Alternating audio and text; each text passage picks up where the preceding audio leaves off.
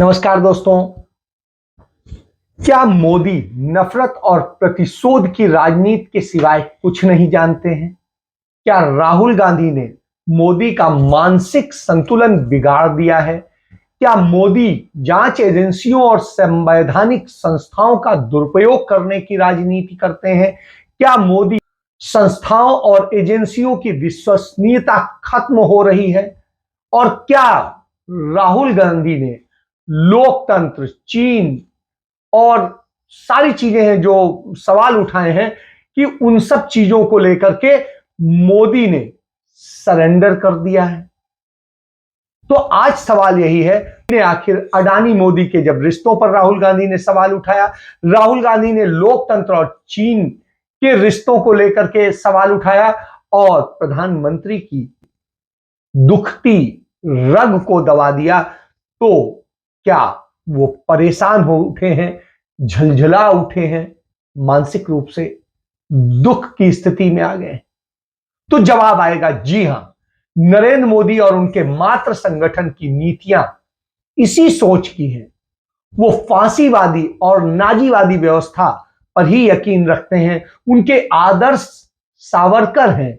इसको सीखने समझने सावरकर जर्मनी गए थे हिटलर के पास और फिर अपनी पुस्तकों में इसका महिमा मंडन किया था। वो जाति और धर्म के आधार पर हमले और बलात्कार करने के लिए उकसाते थे। तो आप समझ सकते हैं मोदी क्या कर रहे हैं। मोदी वही कर रहे हैं जो उनके गुरु सावरकर ने कहा था, जो उनके आदर्श हिटलर कर रहे थे, और आज वही होते हम देख रहे हैं।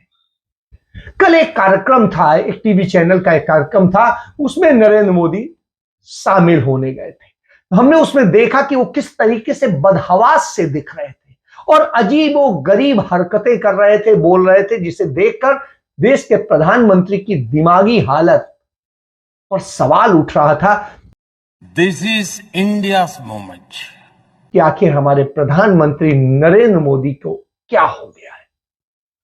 हमारे मुंह से उनके लिए रहम की दुआ निकलती है। ईश्वर से प्रार्थना करता हूं कि वो जल्द स्वस्थ हो जाए।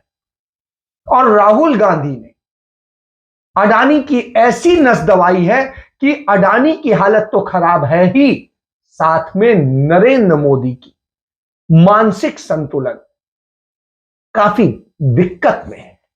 और जब मानसिक संतुलन दिक्कत में हो, चिंता बनती है। मेरे एक मित्र हैं, मानसिक रोग विशेषज्ञ हैं।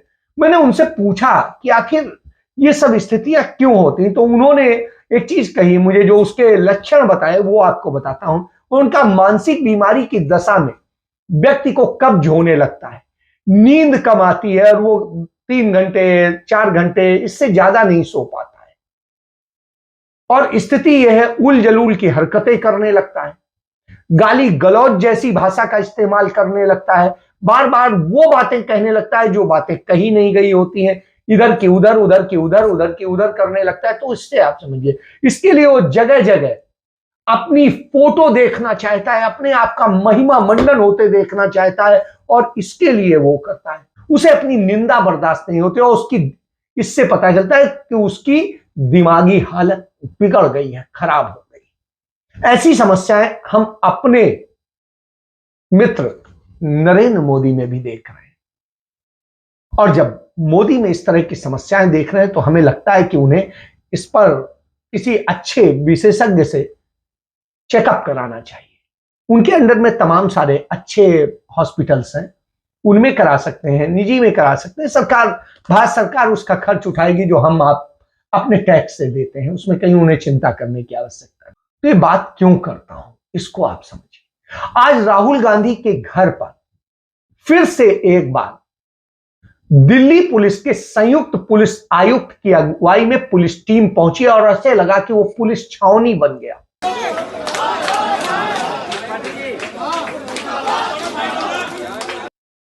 वजह थी कि राहुल गांधी ने जो भारत जोड़ो यात्रा की थी, और भारत जोड़ो यात्रा के समापन के मौके पर जम्मू कश्मीर में श्रीनगर में उन्होंने अपना जो आखिरी भाषण दिया था, उसमें उन्होंने बताया था कि उनसे इस यात्रा के दौरान सैकड़ों हजारों महिलाएं मिली, जिन्होंने उनसे अपने दर्द को बयां किया। और उसमें किसी महिला ने किसी समय उनसे बताया कि किस तरीके से उनका यौन शोषण हुआ या और कोई चीज हुई, क्या चीजें हुई, राहुल गांधी ने अपनी उसमें कहा कि मैंने कहा कि मैं क्या पुलिस बुलाऊं और मदद कराऊं, क्या करूं। उनका नहीं, आप कुछ मत करिएगा, किसी को मत बताइएगा, नहीं तो मेरे लिए और समस्या हो जाएगी, क्योंकि बड़ा खतरनाक लोग हैं। और तमाम उन्होंने घरेलू हिंसा और दूसरी चीजों को लेकर बताया। स्वाभाविक सी बात है, हम सब ने उस यात्रा को लाइव देखा है, हमें पता है उस यात्रा के दौरान करोड़ों लोग राहुल गांधी से, और एक दिन राहुल गांधी ने हफ्ते में एक दिन सिर्फ महिलाओं के लिए डेडिकेट किया था, जिसमें सिर्फ महिलाएं मिलती। अब वो कौन है, कहां की हैं, क्या है, इसका कोई डाटा नहीं होता था। जो आती जाती थी सुरक्षा चेक करके उन्हें पीछे से आगे भेज दिया जाता था, उनके साथ वो मिलके और अपनी बात रख के और चली जाती थी। सामान्य तौर पे यह होता था। तो यह स्थिति थी। अब आप समझिए यात्रा के दौरान किस महिला ने किस समय और क्या कहा था। आपने उसकी सूचना पुलिस को दी तो कब दी, और नहीं दी तो क्यों नहीं दी, आदि तरह से उनसे सवाल पूछे गए। जिस महिला ने आपको बताया उसका नाम क्या था, उसके पति या पिता का नाम क्या था, उसका पता क्या था, उसका पूरा ब्यौरा दें। तो ऐसी कितनी महिलाएं आपसे मिली, कहां मिली, कब मिली, किस वक्त मिली, और सभी की पूरी निजी जानकारी सहित आप उपलब्ध कराएं। यह दिल्ली पुलिस राहुल गांधी से पूछ रही है।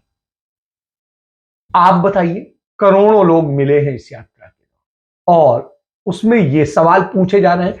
यात्रा खत्म हुई थी 30 जनवरी को। अब उनसे मार्च के आधा मार्च जब गुजर गया तब यह पूछा जा रहा है। किसको क्या याद रहेगा?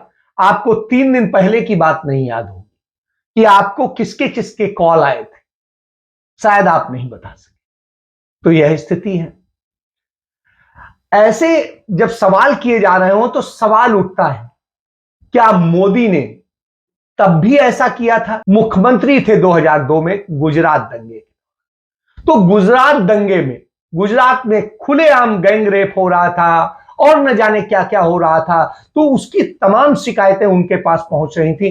क्या वो आज बता पाएंगे कि किस किस ने क्या क्या शिकायत की थी, क्या था, कौन था, कहां था, कैसे था, वो कब आया, कितने वक्त आया, कैसे आया? क्या बता पाएंगे? बिल्किस बानो के 11 रेपिस्ट को आपने जेल से आजाद कर दिया और कहा ये बड़े अच्छे लोग हैं, ब्राह्मण लोग हैं, और जाने क्या क्या कहा। तो आप समझिए रेपिस्टों से इतनी मोहब्बत आपको क्यों है, इसका क्या आप जवाब देंगे? और आपके रेपिस्ट मित्रों का हाल यह है कि जब आप ऑस्ट्रेलिया गए तो ऑस्ट्रेलिया में आपकी अपनी पार्टी के जो वहां पर नेता थे वो 11 महिलाओं के साथ रेप के मामले में अभी गिरफ्तार हो चुके हैं, और इससे ज्यादा केसेस हैं, घटनाएं हैं कि यह स्थिति है।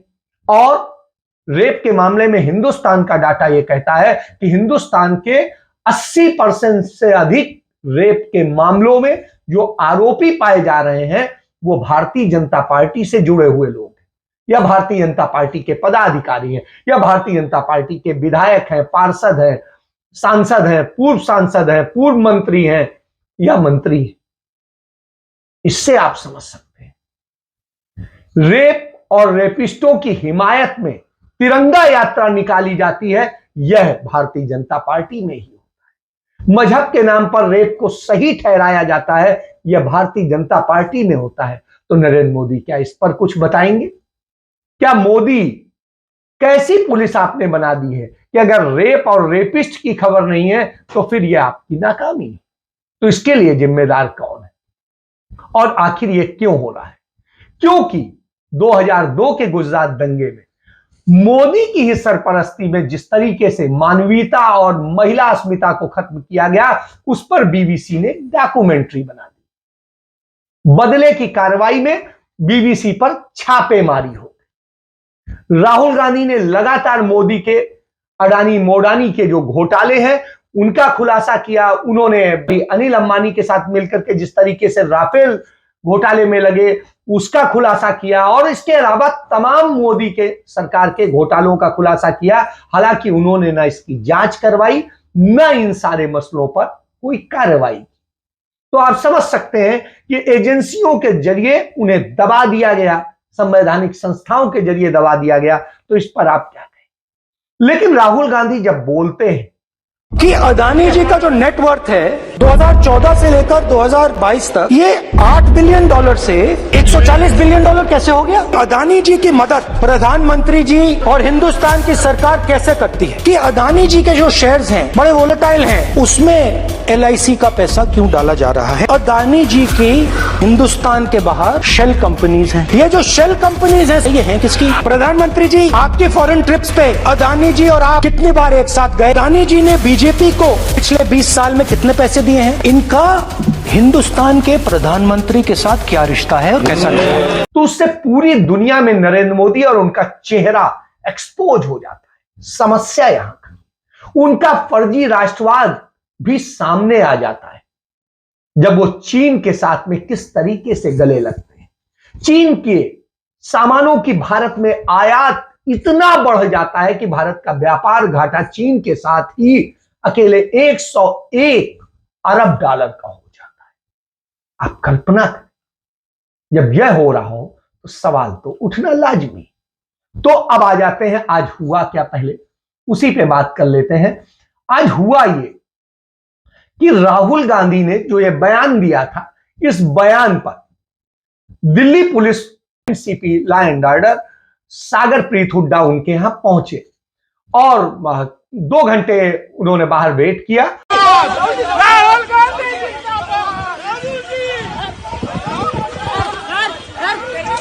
और उसके बाद में राहुल गांधी से जब उन्हें मिलने का मौका मिला तो उन्होंने राहुल गांधी से उनके बयान के संबंध में जानकारी मांगी और कहा कि किस तरीके से ये सारी चीजें हैं हुई और पूरा चिट्ठा जो आपको पकड़ाया गया उसका ये बताया गया कि ये सवाल है आपसे पूछने।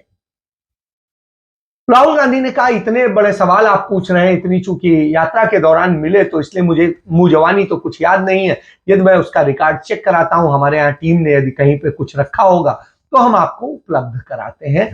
तो इस तरह से राहुल गांधी ने कहा इसके लिए मुझे वक्त लगेगा क्योंकि जानकारी पूरी जुटानी पड़ेगी। कड़ियों से कड़ियां किस तरीके से पूछताछ के नाम पर और किया जा रहा है समझिए।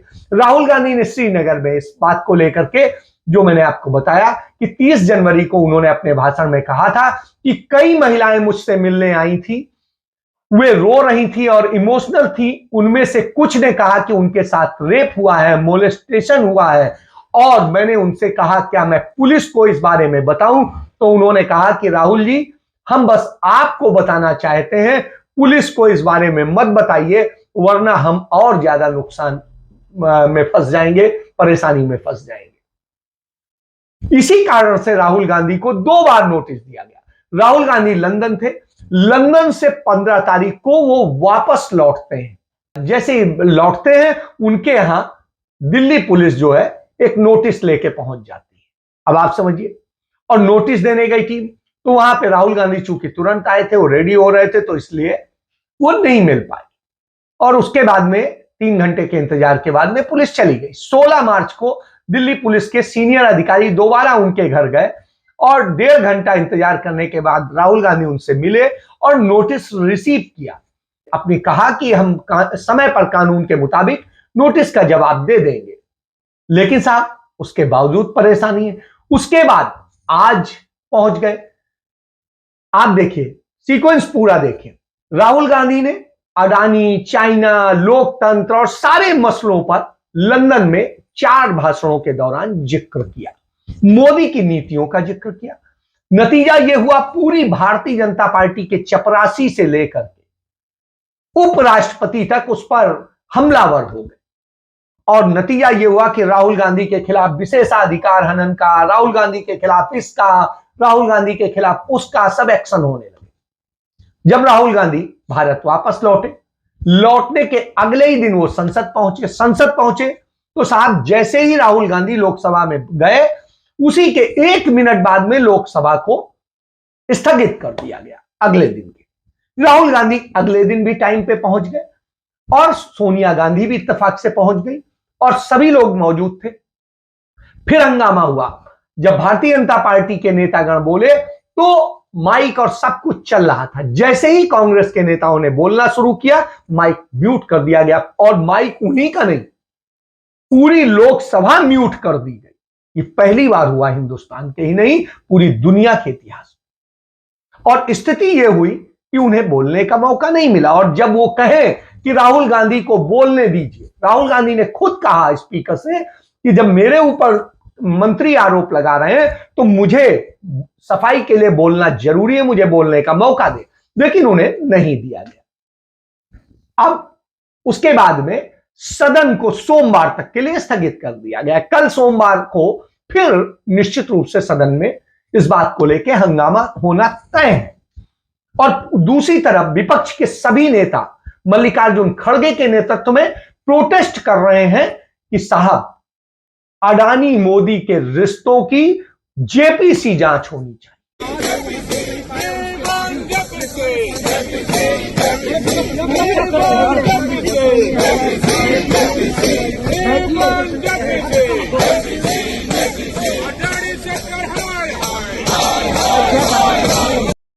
क्यों?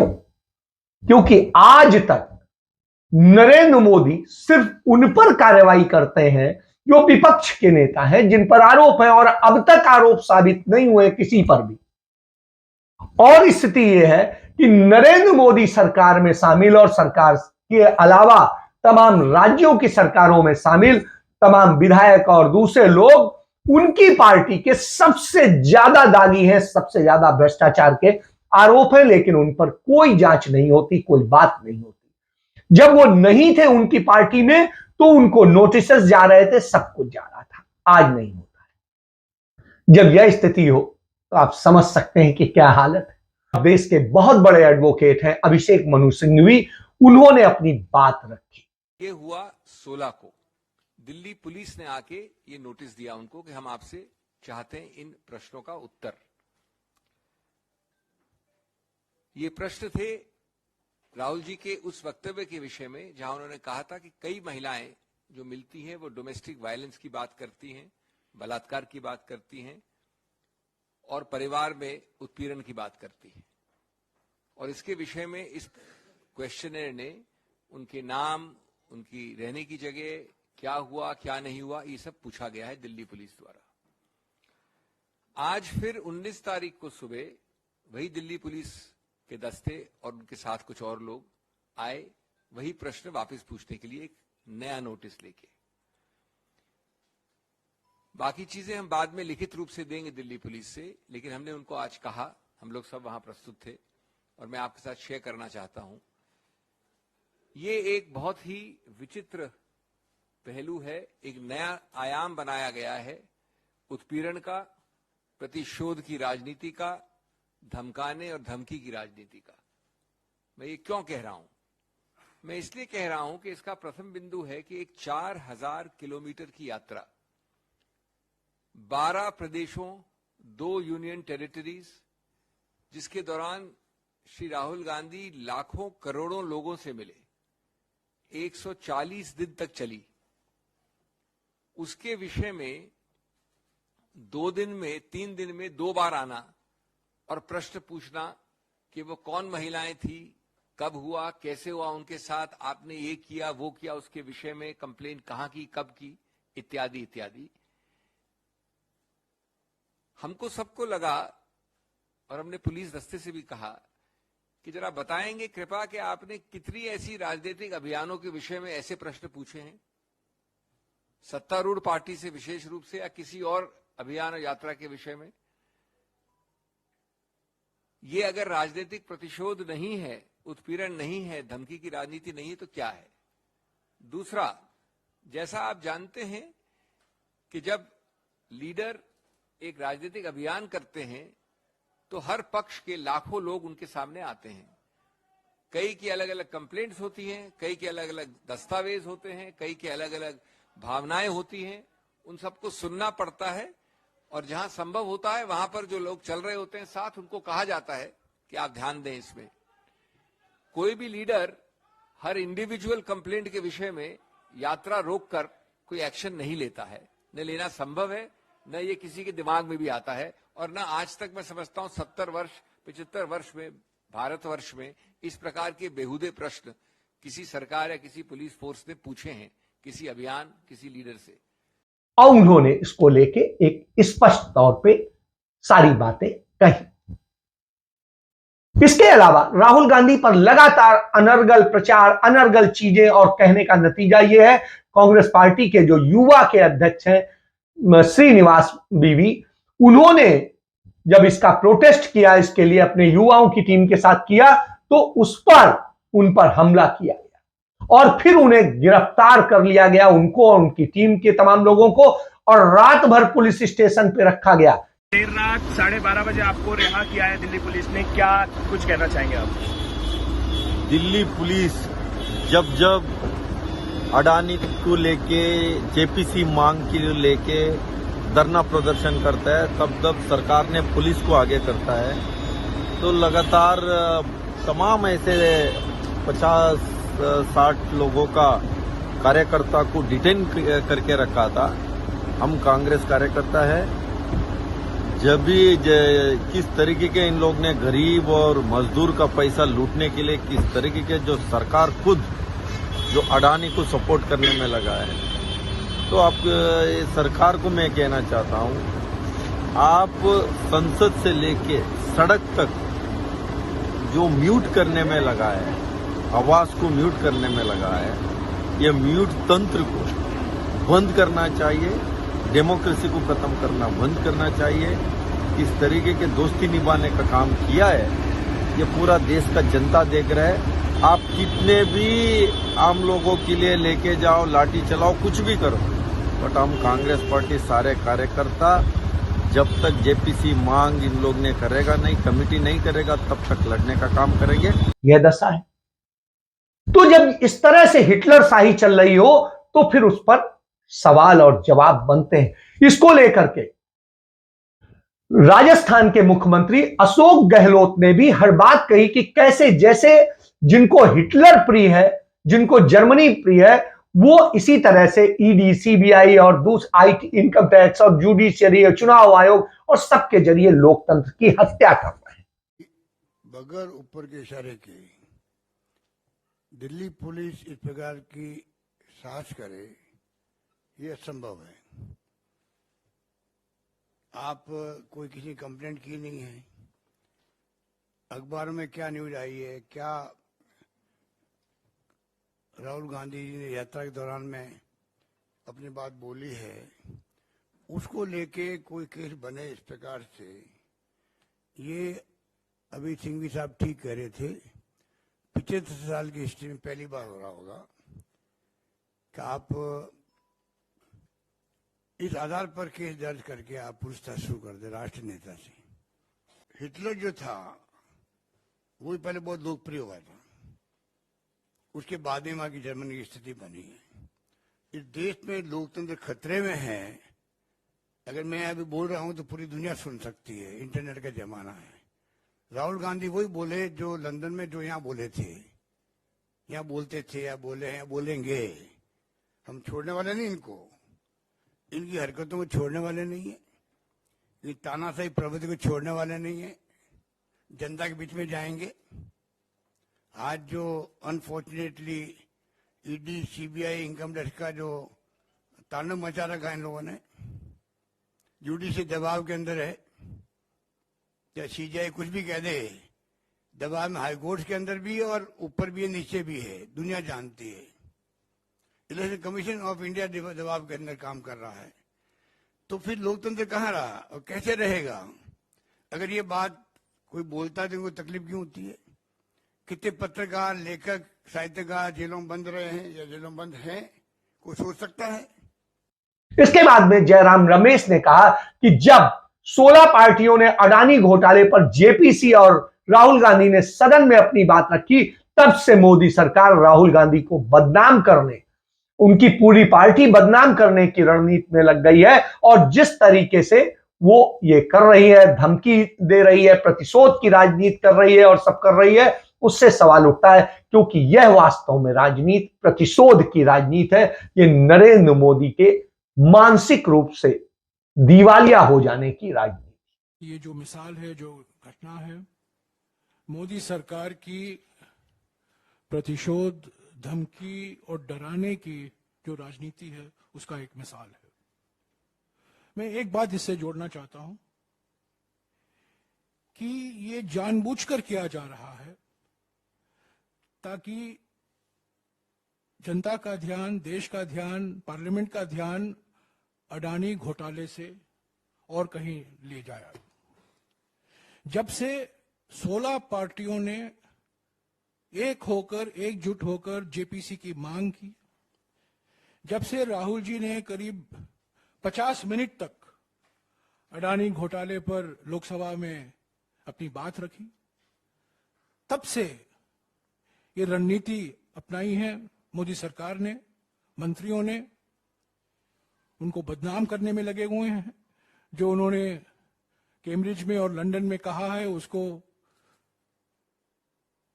गलत तरीके से उससे अर्थ निकालने के तोड़ मरोड़ कर ये कह रहे हैं कि उन्होंने ये कहा है, वो कहा है। तो इससे आप समझ सकते हैं कि देश की सरकार को जो करना चाहिए वो नहीं कर रही है। इश्यू को डाइवर्ट करने के लिए, अदानी को बचाने के लिए वो इस तरीके के सवाल पूछ रहे हैं और पुलिस को भेजकर वो इश्यू को अलग करना चाहते हैं। लेकिन उन्होंने अदानी को कितनी भी कोशिश करे बचाने की, हम उनको सवाल पूछते रहेंगे और घेरते रहेंगे और इसके लिए लड़ते रहेंगे। आज तक पुलवामा का सच सामने नहीं आ पाया है। बहुत बड़ी वो कहते थे। नरेंद्र मोदी के मित्र केतन पटेल जाकर के फर्जी पीएमओ के अधिकारी बनकर के किस तरह जेट प्लस सिक्योरिटी लेकर के और कश्मीर में घूम रहे थे, उसका कोई अभी नहीं पता चला एक कैसे सिक्योरिटी दे दी उन्हें 5 स्टार में, और 5 महीने से वो ये कर रहे हैं। पुलवामा का कनेक्शन भी उससे जुड़ता है। इसका मतलब है सब भगवान भरोसे है। सरकार सिर्फ चुनाव लड़ती है, चुनाव लड़ सकती है और चुनाव के लिए काम कर सकती है, इसके अलावा कुछ नहीं।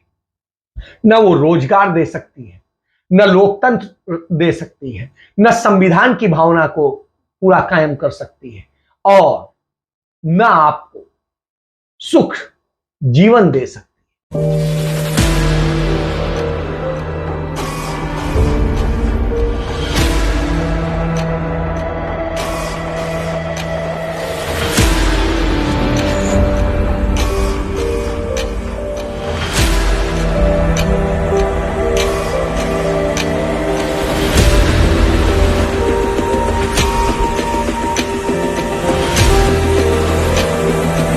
वो आपका छीन सब कुछ सकती है और छीना जा रहा है, कभी किसी टैक्स के जरिए, कभी किसी जरिए। तो यह मोदी सरकार का सच, यह बदले की और मानसिक दिवालियेपन की राजनीति, और वो हो रही है।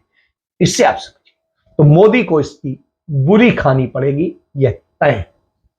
नहीं तो वो अपना इलाज करा ले। इसके साथ मैं अपनी बात समाप्त करता हूं। जय हिंद, जय भारत, वंदे मातरम।